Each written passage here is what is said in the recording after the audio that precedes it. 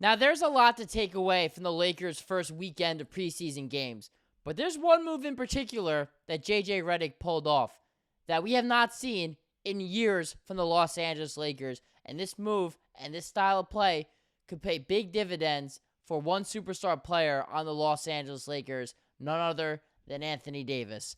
Welcome to Lakers Digest. My name is Hunter Pitcoff, and we got you covered for everything surrounding your Los Angeles Lakers. If you have not already, guys, subscribe to the channel.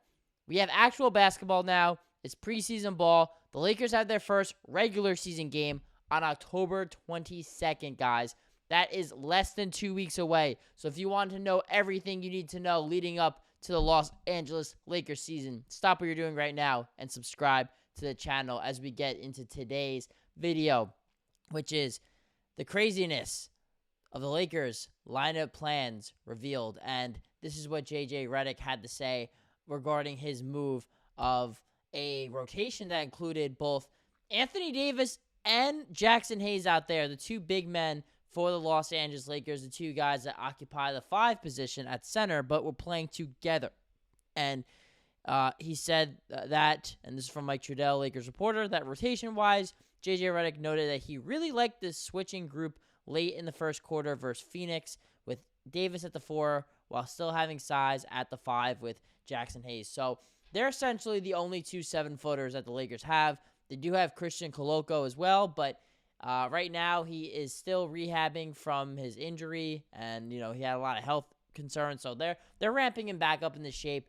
I don't expect him to play this preseason, but I mean, you never know. But looking at the roster right now, no Christian Wood either. It really is only Anthony Davis and Jaxson Hayes. So something that the Lakers were really great at was their versatility during the 2020 championship. And guys, I always bring up the 2020 championship. Some of you guys might get annoyed that I do that, but I'm trying to live in the glory days, all right? It's the one time we saw the Lakers have a championship roster around LeBron James and Anthony Davis. They broke that core apart.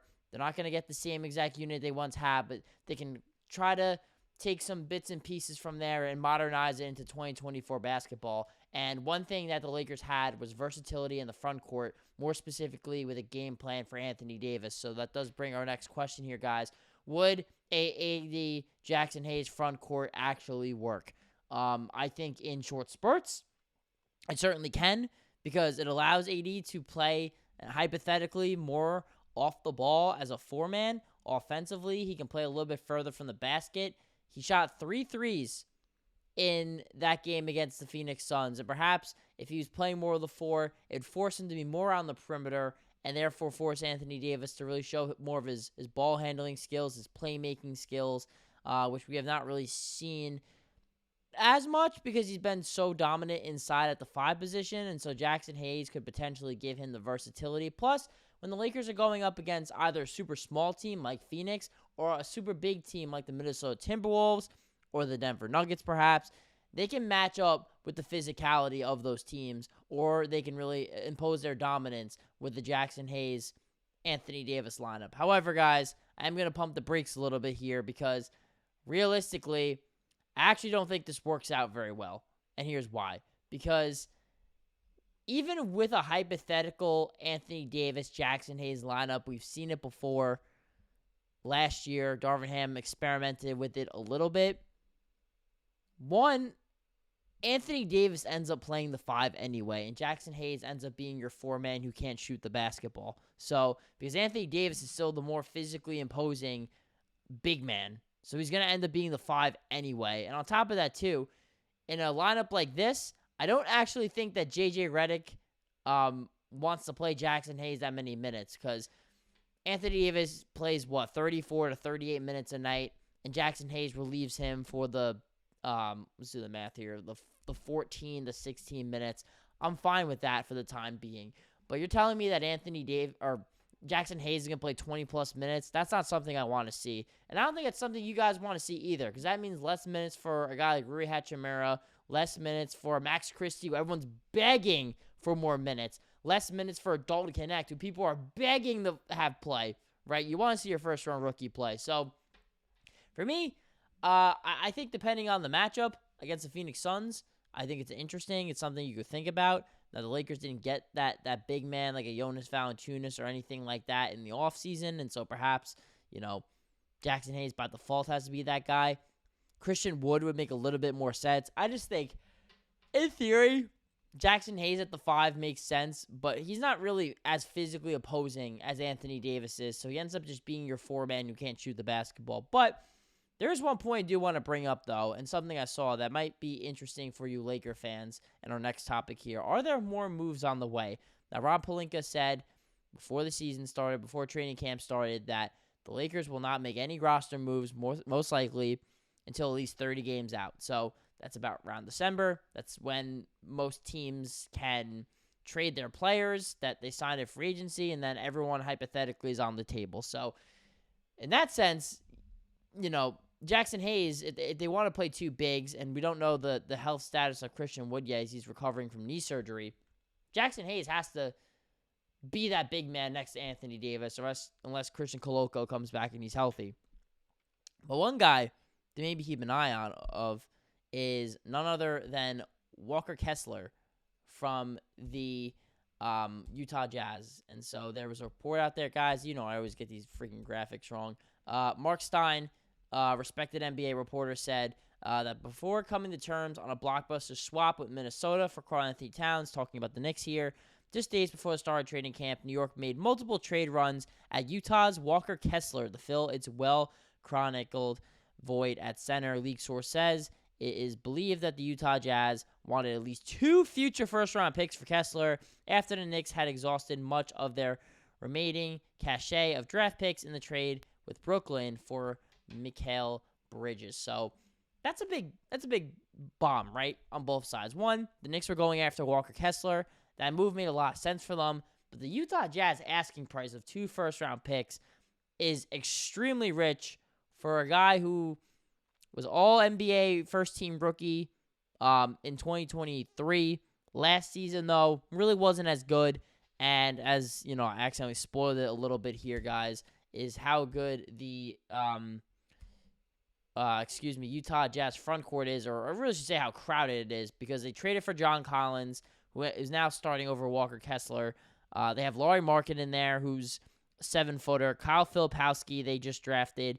They just signed Drew Eubanks. So there's a lot of guys in that front court that are going to want minutes. Taylor Hendricks, not a center, but he's a guy who's going to command some minutes as well for the Utah Jazz. So there's a lot of guys there, and it seems like Walker Kessler could be one of the odd men out. Now, me personally, Walker Kessler, to me, he's a role player. This is not a guy who's going to be a star in this league, but he brings a lot of what the Lakers need in a backup big, whether it be to play more minutes alongside Anthony Davis or just be somebody who can at least relieve some minutes and have a nice young guy on the roster. Now, to me, the perfect player would be Ivica Zubac, who the Lakers, of course, traded because Magic Johnson didn't know what the hell he was doing as a general manager. But looking at a guy like, sorry, the trigger you guys out there, but I'm right on that. But looking at Walker Kessler here, great rim protector. I mean, that is what he's known for, right? He's not super big, but he is a phenomenal rim protector. And so that rim protection is more so what the Lakers need out of a backup big man next to Anthony Davis. JaVale McGee and Dwight Howard were great rim protectors, right? Dwight Howard is going to be a first ballot Hall of Famer because of how great he was on defense. And JaVale McGee's won multiple championships with multiple teams because of how great he was as a lob threat and a rim protector. So Walker Kessler can be that. He's not the athlete of either of those guys, but he's a really smooth operator. The dude just knows angles. He's really good at contesting and blocking shots without fouling, and that is what the Lakers need because Jaxson Hayes, uber athletic, but he's not that elite rim protector that can play alongside Anthony Davis consistently. So perhaps J.J. Redick is playing chess and not checkers out here, and he's actually testing out this lineup to see if it could work, so that way he can bring in a better big man, perhaps someone like a Walker Kessler, who could be had potentially by the Utah Jazz. We know the Lakers have done business with them. They traded Russell Westbrook away. Danny Ainge, surprisingly a former Celtic legend, did a favor for the Lakers and got them out of that Russell Westbrook deal and instead gave him back Jared Vanderbilt and Malik Beasley. D'Angelo Russell was in that trade from Minnesota as well, and the Lakers ended up going to the Western Conference Finals that year, and they have potentially 2 starters when Jarred Vanderbilt comes back from that trade. So this is 2 teams that are familiar with dealing with each other, and 2 teams that I guess we're happy with the outcome of it. So let me know down in the comments, guys, though. Are we going to see more Anthony Davis at the 4 this season? I mean, I know Laker fans really want it. I think in spurts it's fine, but at the end of the day, Anthony Davis is always going to be finishing games at the 5. So perhaps, we'll see a little bit of a Jaxson Hayes-Davis lineup, but I think getting a guy like Walker Kessler, a true big man, would ultimately do more favors, and that would answer the Lakers' calls for getting a legitimate 5 next to Anthony Davis, a legitimate rim protector so he can operate in Rome. But again, guys, we're going to talk about everything you need to know here on Lakers Digest. So leave a comment, guys. Let me know what you think, and stay up to date and subscribe to everything we do here on Lakers Digest.